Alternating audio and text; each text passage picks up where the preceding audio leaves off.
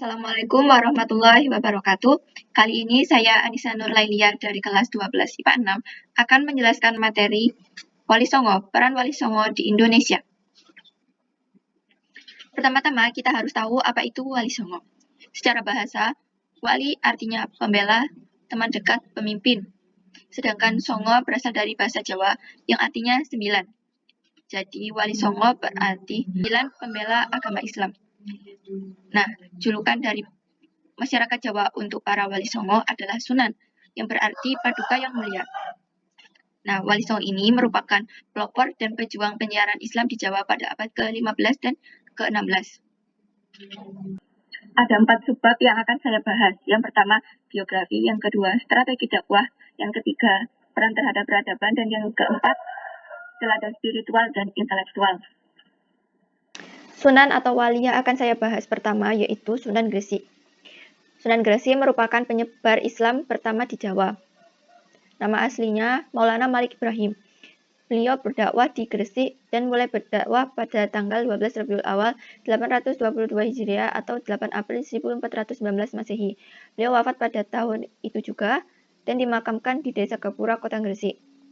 Dan Sunan Gresik juga merupakan keturunan dari Nabi Muhammad SAW dari cucu Nabi yang bernama Ali Zainal Abidin. Selanjutnya, strategi dakwah yang dilakukan oleh Sunan Gresik yang pertama yaitu mengislamkan kerajaan Majapahit. Beliau menawarkan putrinya untuk diberi istri Raja Majapahit.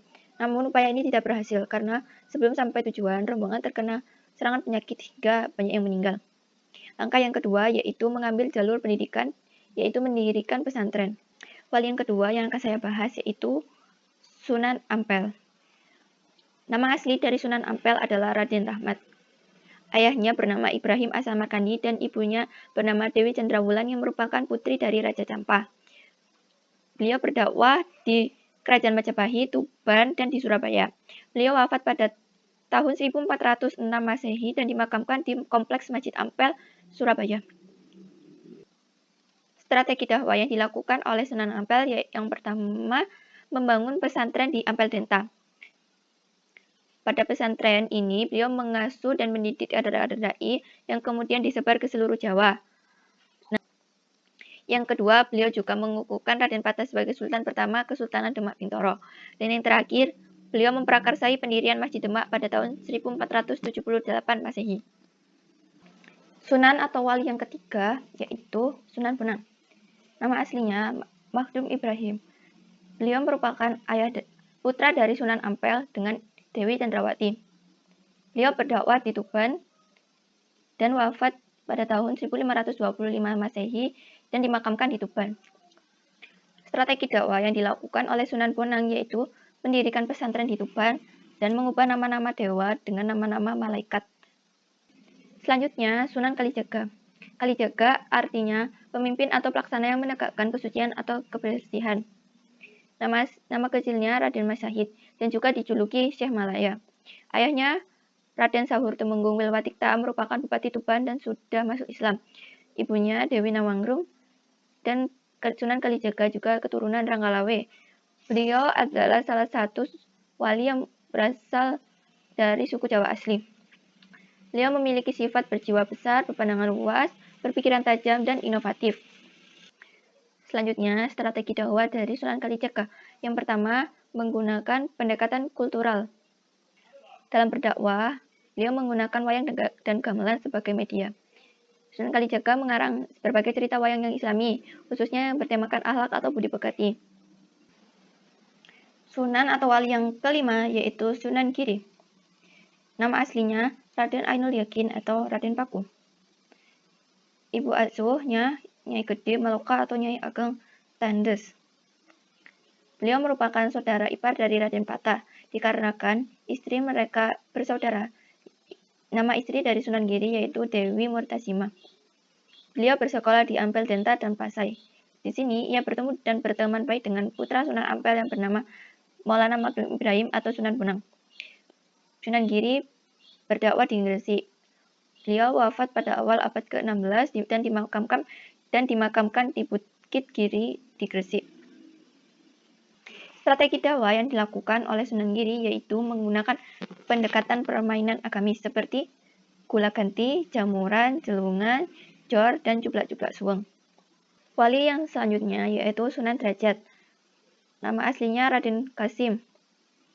Ayahnya Sunan Ampel dan ibunya Dewi Cendrawati yang merupakan istri kedua dari Sunan Ampel. Jadi Sunan Bonang dan Sunan Derajat adalah saudara sekandung. Istrinya Dewi Sofia Putri yang merupakan putri dari Sunan Gunung Jati. Jadi Sunan Gunung Jati adalah ayah mertua dari Sunan Derajat. Beliau memiliki sifat sangat dermawan dan berjiwa sosial tinggi. Strategi dakwah dari Sunan Derajat adalah yang pertama, membuat pusat belajar agama Islam di Lawang dan Sedayu Pedukuhan Derajat. Yang kedua, mengubah Temang Jawa Macopat dan Pangkur dan juga memainkan wayang sebagai dalang. Yang ketiga, yang terakhir yaitu membuat pepali pitu atau 7 ajaran yang menjadi pijakan kehidupan bermasyarakat. Selanjutnya, Sunan Kudus. Nama aslinya Jawar Sodik atau Raden Undung. Beliau dijuluki Raden Amir Haji karena beliau pernah memimpin jemaah haji atau amir. Sunan Kudus juga dikenal sebagai wali al-ilmi karena sangat menguasai ilmu-ilmu agama, terutama tafsir, fikih, usul fikih, tauhid, serta hadis, serta logika. Ayahnya bernama Raden Usman Haji.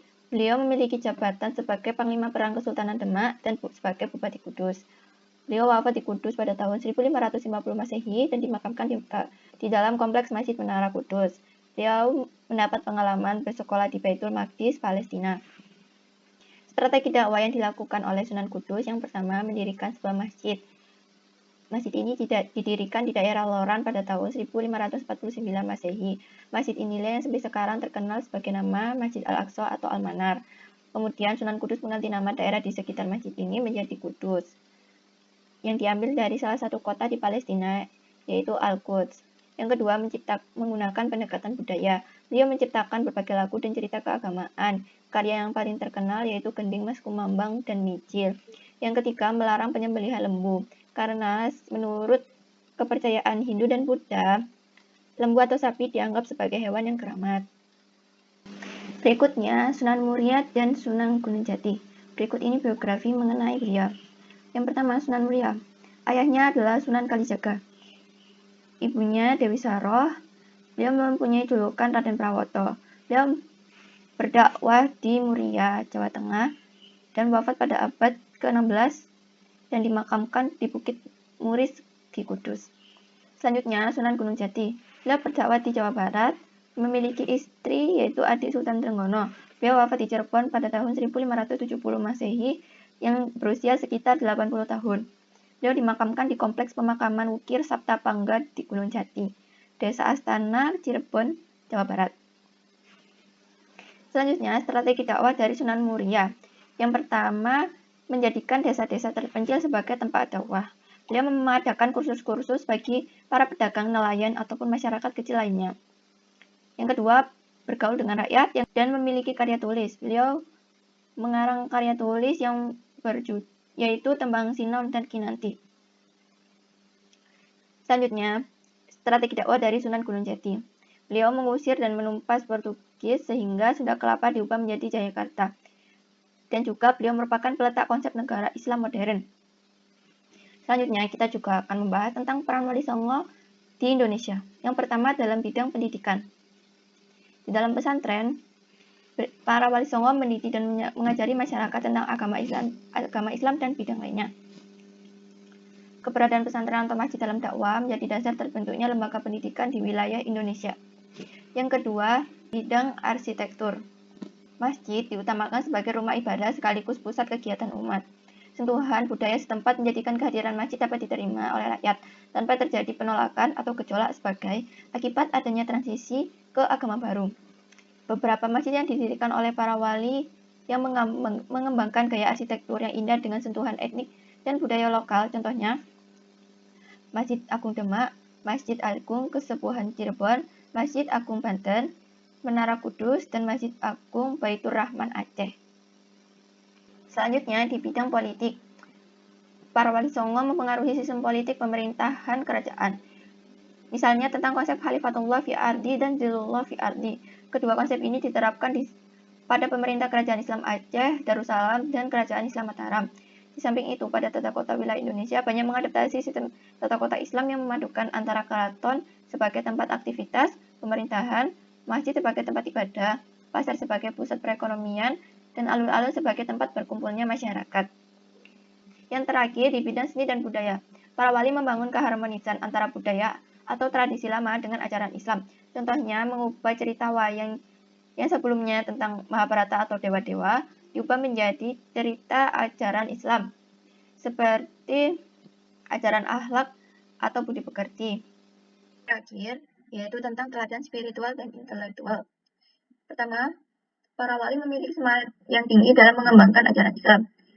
Mereka juga memiliki sifat ikhlas, mewarnai perjuangannya tanpa pamrih, berani berkorban demi umat. Ya, mereka juga melindungi dan mempertahankan wilayah Islam dari penjajahan asing. Hubungan yang dekat dengan Allah. Hubungan ini sangat menentukan keberhasilan dakwahnya. Lalu mereka juga melihat situasi umat, cepat menemukan solusi yang tepat, serta pemilihan metode dakwah yang tepat, kreatif dan persuasif. Yang terakhir, adanya jadwal pembagian wilayah dakwah agar Islam tersebar merata ke seluruh wilayah Indonesia. Demikian yang bisa saya sampaikan. Mohon maaf atas segala kesalahan. Wassalamualaikum warahmatullahi wabarakatuh.